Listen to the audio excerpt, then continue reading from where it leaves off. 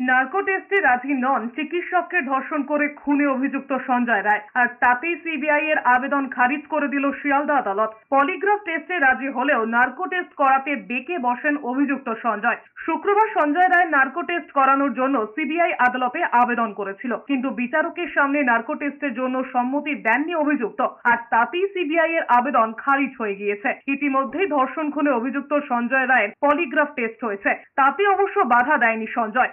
আরজি করে খুনের ঘটনায় ইতিমধ্যেই সঞ্জয় রায়ের টিট ইমপ্রেশন সংগ্রহ করেছে সিবিআই।